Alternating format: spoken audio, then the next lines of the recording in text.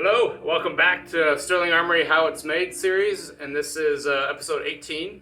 So if you recall back to the last one, we did the top leather half of the grip, and if you go all the way back to the videos, I think it was episode 10 where we looked at the piece that we're actually recreating here.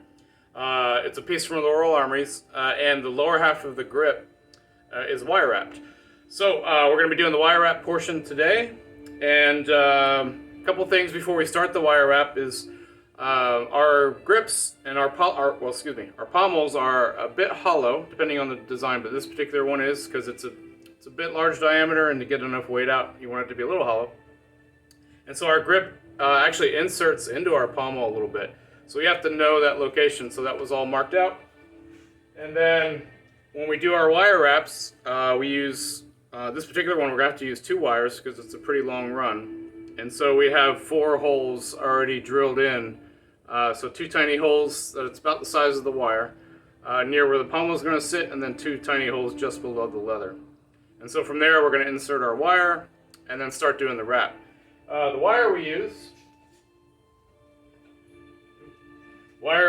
is it's a stainless wire for this particular one. We're going to use stainless because this is going to be one more a usable piece that people their hands are going to be on. But we use silver wire, we use stainless, and then we use bronze. For the most part, we also have brass and a couple other wires.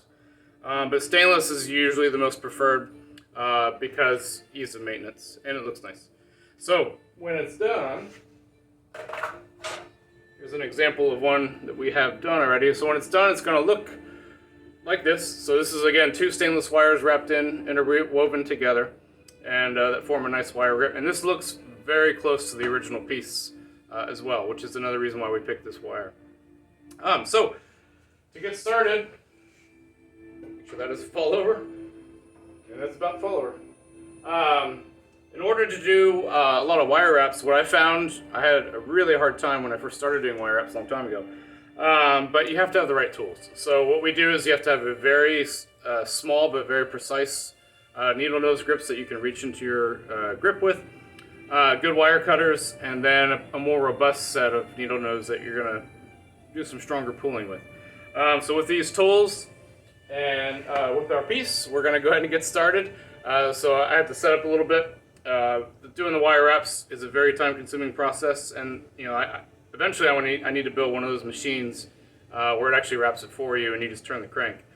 But for now, we're doing it all by hand. So let me get ready. It's basically me sitting down and tracking 2 different wires and wrapping it by hand, which is going to be fun. So I don't know how much of that I can catch on camera, but I will show you at least the first couple steps, and I'm just going to be wrapping. All right, I'll be back in a sec. Okay, so got my wire, got my seat. I think my seat's off screen, but I usually sit down when I do this because it does take a while. So I have my piece, and I just insert. So it's a bit tight because the hole's a bit snug. Come on. And then I get that guy bent, and then I got to make the big trickiest part is make sure your 2 wires don't get wrapped together, right? Because that makes it bad. So 1 wire, round 2, next wire coming up. So next wire, again, you got to make sure they don't get mixed up, and they're already starting to. Go to your home. There we go. That took a while. I will edit that. That took a while. Alright. So, now, I think this will go off screen when I start doing this.